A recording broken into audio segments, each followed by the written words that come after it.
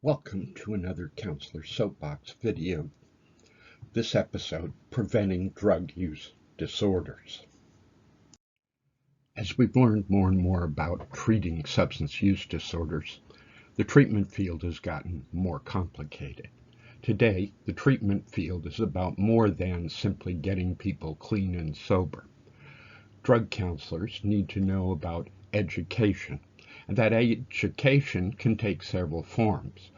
Educating the public about substances and use disorders, and educating future professionals.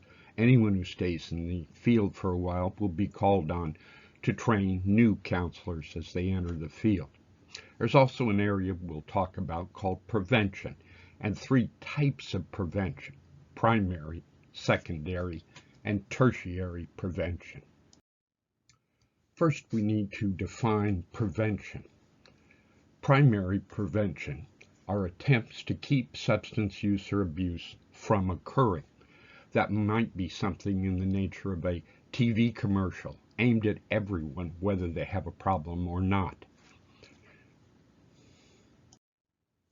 Secondary prevention is an effort to prevent problems when they first appear. This might be a student who is caught with cigarettes or marijuana on a school campus and is required to take a class, or someone who is caught with a high blood alcohol content and required to take a drunk driving class. We don't know if these people have a real substance use disorder or addiction, but problems are beginning to emerge and it's time to treat them. Tertiary prevention is treatment for those with substance use disorders to keep them from getting worse. So this is a form of harm reduction. We know the person has a problem, but we might teach people who drink a lot to use a designated driver or to try to cut down or limit their use of certain substances. There are three prevention models around which programs are designed. One is the sociocultural model. In this, we teach people what are acceptable levels of drinking, what is unacceptable drinking. For example, drinking with meals might be acceptable. Events in which the main activity is trying to consume as much alcohol as possible would be high risk and unacceptable. So we teach people what is acceptable drinking in our particular culture. Another model of prevention is disruption of consumption. As the average consumption increases, so does the number of heavy drinkers, and the heavy drinkers are the ones who create the majority of the problems. So there are efforts to reduce consumption by making it more difficult. We might raise the minimum age, place taxes on beverages to raise their price, or reduce hours of sales. A third prevention model is the prescriptive model, telling people they should not do substances. We tried this with prohibition, telling people not to drink alcohol and making it illegal, but that seems to have been a significant failure. We've also had campaigns such as Just Say No. Interestingly, despite the fact that our prohibition model didn't work with alcohol, we continue to do that model with other drugs, making them illegal, arresting people, and having severe penalties for anyone who is using or addicted to drugs. NIDA, National Institute of Drug Abuse, has principles of a drug abuse prevention program. You want to, in doing prevention, increase protective factors that would reduce the risks, strengthen family structure, improve social, emotional, and academic skills. Anything that leads to a person being successful reduces the risk that they will abuse drugs. And we want to smooth transition and provide prevention in multiple places. Effective programs of drug prevention should adapt their programs to communities without losing any key elements. Prevention should be long-term, the message repeated, and everyone who works in prevention needs to stay on the message. Some things that may help that be more effective are parent training, teacher training, and effective management. And it's necessary to involve children and teens in these kinds of programs. For those studying to be drug counselors, some of the current topics in prevention that should be looked at are involving parents. It's nice if you can involve parents, but many parents are very busy working sometimes several jobs and sometimes have little time to be involved. Where possible, however, the parents should be involved. We want to include in our prevention programs resistance skills training. How do you say no? How do you avoid drinking and using situations? And all the media, all the people who are involved in prevention efforts need to stay on the same message. We may tailor our programs of prevention for specific subgroups. It's important to talk about legal, tolerated drugs, alcohol, tobacco, and now marijuana as possible gateways.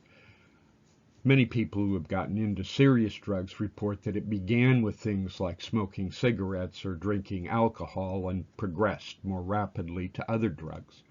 It remains to be seen whether the recreational or medical use of marijuana may lead to an increase in abuse of other drugs. We want to do things that reduce the risk that people will become addicted or begin to abuse substances. And it's important to reduce advertising aimed at children. The attitudes they form in the early years carry with them throughout their life. One important question anyone working in substance use treatment programs or prevention programs needs to ask themselves is what they're doing in prevention work amounting to advertising for drugs and alcohol? Some clients, children who have gone through drug prevention programs, learned about so many other drugs that they simply developed a shopping list of things that they would like to do. It's important that we not equate drug use with becoming an adult, which makes it desirable for youngsters.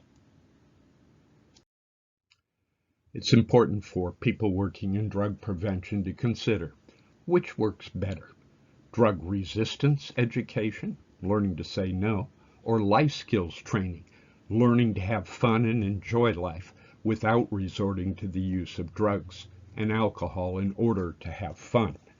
Effective programs, in my opinion, seem to combine both of these methods. Some other prevention initiatives. The social host ordinance is an ordinance which prevents adults from serving alcohol to minors on their property or allowing minors to drink there. A person who serves alcohol or allows drinking in their home could be liable and could be fined or even arrested under a social host ordinance. There's an increase in worksite prevention programs. Companies realize that having employees who are drinking or using can cause them a great deal of liability and impair work performance. Many companies now have employee assistance programs, EAPs, so that they can get their employees with a substance use issue treatment rather than having to fire them, hire a new person, spend money to train them, only to find out that that new person might have the same issues.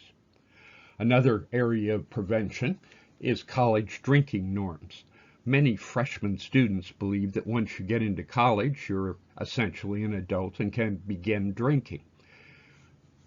When we survey college students, we typically find that the average college student drinks significantly less than the other students think they are. Letting people know that there are many college students who are family people, working jobs, and are not heavy drinkers may reduce drinking among incoming freshman students. Other forms of harm reduction are things like legalizing certain drugs.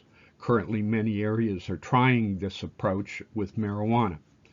In some places, there are safe injection sites in which someone who's addicted to an injectable drug could go to their doctor, go into a small room, be provided a clean needle and the drug, inject, and then leave the needle behind.